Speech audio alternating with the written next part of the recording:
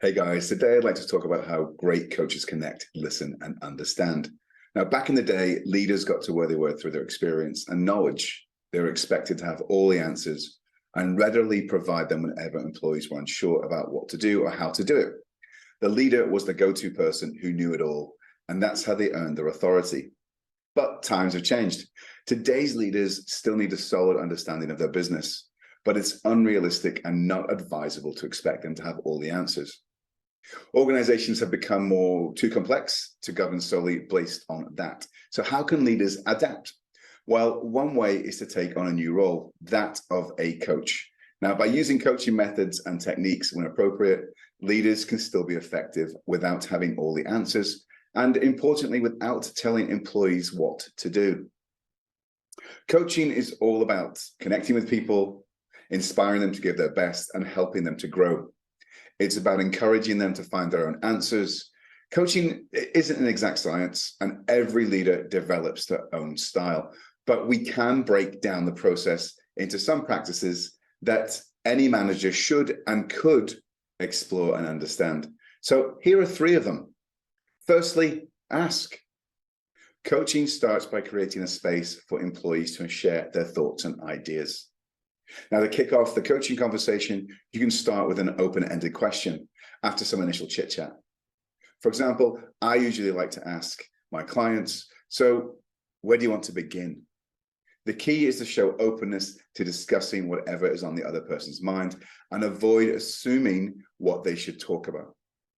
As a manager, you might want to set some boundaries. So it could be, right, let's not talk about the budget today, or make sure your agenda is covered. I would like to discuss last week's meeting in addition to what's on your list.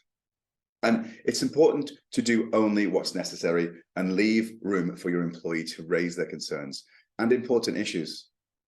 As leaders, we can often unintentionally send signals that discourage employees from speaking up. So make it clear that their agenda matters. Now, in his book, Helping, former MIT professor Edgar Schein identifies different inquiry modes that we use when offering help, and they align well with coaching conversations. Now, the first mode, which Schein calls pure inquiry, involves gathering information. You can start with open-ended questions and let the other person share their story. The next mode is called diagnostic inquiry, where you focus their attention on specific aspects of their story, like their feelings, underlying causes, or planned actions. For instance, you could say, you seem frustrated with Chris. How's your relationship with him going? Or, it sounds like there's tension in your team. What do you think is happening? Or you could also say, that's an ambitious goal for the project. How are you planning to achieve it? Now, the next step in the process is what Schein confusingly calls confrontational inquiry. But don't worry, it doesn't mean you're actually confronting the person. It means challenging certain aspects of their story by introducing new ideas and hypotheses. Sharing your understanding of the situation. For example, you could say, you've been focusing on Chris's shortcomings. How might you be contributing to the problem? Or, I understand your team has been under a lot of stress. How has the turnover affected their collaboration? Or even, that's an exciting plan, but it's quite complex. What if you fall behind schedule? In coaching conversations, it's crucial to spend enough time in the initial stages and resist the urge to rush ahead. Stay in the phase of asking open-ended questions and avoid using your authority as a leader to dictate the conversation. Now, that's easier said than done, and it does take a lot of practice. And the more time you spend in pure inquiry, the more likely it is that the conversation will encourage your employee to come up with their own creative solutions and tap into their unique knowledge gained from dealing with the problem firsthand. Now, the next stage is to listen. It's important to understand the difference between simply hearing and actively listening. Hearing is a cognitive process that happens internally. We absorb sound, interpret it, and understand it. But listening, especially in a coaching context, is a whole body process that occurs between two people, and it makes the other person feel genuinely heard. When engaging in a coaching conversation, strive for significant eye contact. without making it awkward. This helps you gather as much data as possible about the other person, facial expressions, gestures, and tics, and it conveys a strong sense of interest and engagement. Now, effective listening requires focused attention, and coaching and multitasking don't mix well because true listening necessitates fully being present. While you may be able to hear what someone is saying while multitasking, it's impossible to listen in a way that makes the other person feel truly heard. It's crucial to eliminate distractions such as turning off your phone, closing your laptop, and finding a dedicated space where you won't be interrupted. Now, of course, coaching conversations can also take place over the phone, and in that case, refraining from multitasking becomes even more critical. Without visual cues, you need to rely on subtle cues in the person's speech to pick up on their emotions. Now, in my experience, not everyone agrees with this, but taking brief sporadic notes during a coaching conversation helps me stay focused and lightens the burden of remembering everything. Most people's working memory can hold only 5 to 7 items.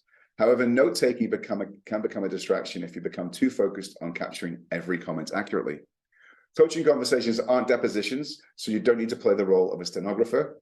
If you do feel the need to take notes, try jotting down a single word or phrase at a time, just enough to jog your memory. Next is empathize. Empathy is not only comprehending another person's point of view, but also vicariously experiencing their emotions. Without empathy, other people remain distant and inscrutable. When empathy is present, it establishes the interpersonal connection necessary for effective coaching. Now, Brené Brown, a research professor at the University of Houston, has done significant work on vulnerability, courage, worthiness, and shame. She defines shame as the intensely painful feeling or experience of believing that we are flawed and therefore unworthy of love and belonging. Brown emphasizes that empathy is the antidote to shame. When employees ask to seek your help, they are likely experiencing some form of shame, even if it's just mild embarrassment. The more serious the problem, the deeper the shame.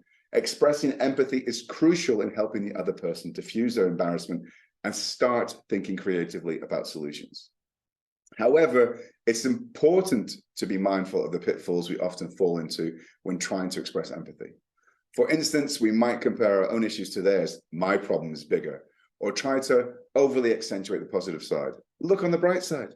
We may even jump straight to problem solving, ignoring the person's current emotions. Lastly, empathizing with your employees doesn't mean you can't hold them to high standards. Empathizing doesn't equate to excusing poor performance. In fact, empathizing with the difficulties your employees face is an important step in helping them build resilience and learn from setbacks. Once you've acknowledged their struggles and feelings, they're more likely to respond positively to your efforts to motivate improved performance. As a leader who coaches, you don't need to be the ultimate expert, the smartest person in the room, or the one with all solutions. But you do need to establish connections with people, inspire them to give their best, and to help them tap into their inner resources and their own answers. So remember, as a great coach, ask open-ended questions to create a space for employees to share their thoughts and concerns. Avoid assumptions and let them set the agenda. Use different inquiry modes like information gathering, diagnostic inquiry, and confrontational inquiry to deepen the conversation. Listen actively and attentively, make meaningful eye contact, and eliminate distractions. Be fully present in the conversation and pick up on both verbal and nonverbal cues. Taking brief notes can help you stay focused, but don't let note-taking become a hindrance to listening. Empathize with your employees by truly understanding their perspectives and emotions. Empathy creates a connection and fosters a safe environment for them to open up and explore. So don't compare, don't be excessively positive, and don't prematurely jump to problem solving. By adopting these practices, you can effectively coach your employees, regardless of whether you have all the answers or not. Your role as a coach is to inspire, support, and empower them to find their own solutions and reach their full potential. So let go of the need to be an expert and embrace the power of coaching to connect with your teams and drive their growth to success. Guys, I'm Coach Terry. Thanks for watching. Have a great day.